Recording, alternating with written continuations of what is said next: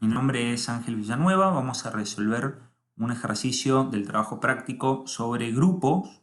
En la sección 3, que está dedicada a subgrupos, tenemos el ejercicio 4, en el cual nos dan el siguiente conjunto, z por z, o sea, los enteros por los enteros, que son los pares ordenados AB, donde las A y B tienen que ser números enteros.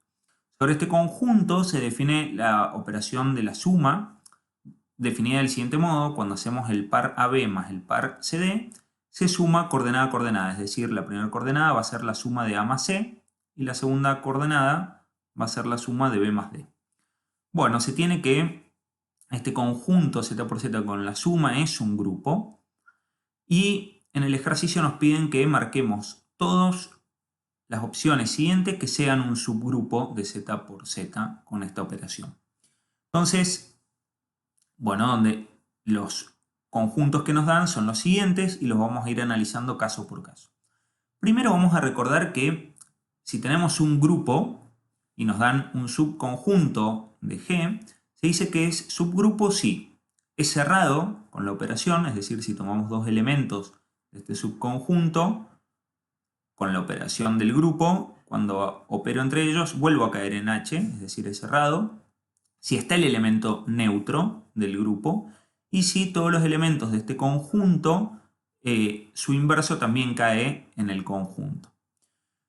Entonces, hay dos elementos destacados, o sea, hay un elemento destacado que es el elemento neutro. Notamos que el elemento neutro en z por z es el 0, 0, pues cuando agarramos cualquier elemento acá y lo sumamos con el 0, 0, vemos que actúa como elemento neutro, como la identidad. O sea, A, B más el 0, 0, por definición es sumar primera coordenada con primera coordenada, acá, y segunda coordenada con segunda coordenada, acá, y vemos que nos devuelve AB. Y lo mismo de al revés. Si hacemos 0, 0 más el AB, ocurre lo mismo. Es decir, el 0, 0 es el elemento neutro. Y además, queremos saber cómo son los inversos de todos los elementos en z por z. Si tenemos AB en z por z, su inverso va a ser menos A menos B, que también está en z por z, porque si A es entero, menos A, su inverso aditivo también es entero, y lo mismo con B. Y vemos que efectivamente es el inverso, pues AB más menos A menos B, se suma coordenada a coordenada, y A menos B, la primera coordenada es 0, y B más menos B, la segunda coordenada es 0. Y haciendo la cuenta conmutativa es lo mismo.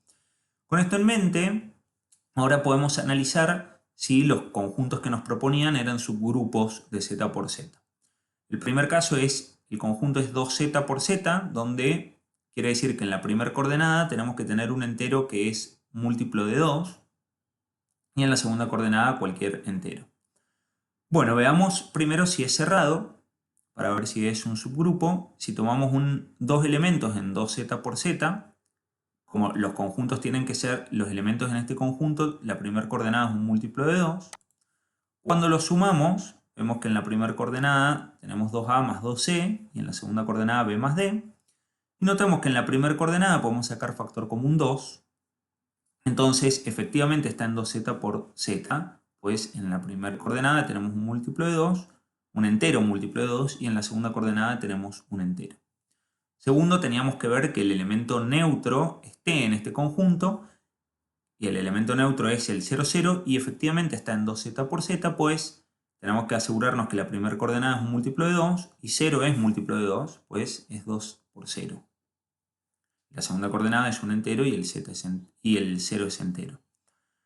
Y por último, tenemos que ver que dado un elemento en 2z por z, este es su inverso. Sabemos que el inverso de 2a, b es menos 2a menos 2b, y está en 2z por z, pues estamos viendo que la primera coordenada es múltiplo de 2. Es 2 por menos a. Por lo tanto, 2z por z es un subgrupo de z por z con esta operación. En el segundo caso teníamos que el conjunto a analizar era z por 1, donde z por 1 son los pares ordenados en los cuales la primera coordenada es un entero y la segunda coordenada es 1. Notamos que no es subgrupo, pues no es cerrado.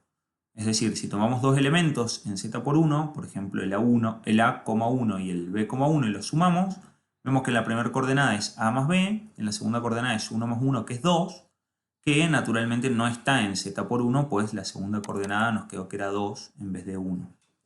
A su vez también podríamos ver que el elemento neutro no estaba en z por 1, pues el 0, 0, la segunda coordenada no es 1. Y lo mismo con los inversos. Por ejemplo, el A1 es un elemento que está en z por 1, pero su inverso es menos a menos 1. La segunda coordenada es distinta del 1, es decir, no está en z por 1. Y por último, vemos que, acá es un circulito, por último vemos que z por 0 con la operación de la suma es un subgrupo. Acá el conjunto z por 0 es los pares con la primera coordenada un entero y la segunda coordenada tiene que ser 0. Veamos que cerrado, tenemos estos dos elementos A0 y B0 en z por 0, cuando los sumamos vemos que en la primera coordenada nos queda más b, que es un entero, y en la segunda coordenada 0 más 0 es 0, es decir, vuelve a caer en z por 0. Segundo, queríamos ver que el neutro, el elemento neutro, que es el 0, 0, esté en z por 0, y efectivamente está, porque el 0 es entero, y acá el 0 es 0 como queríamos.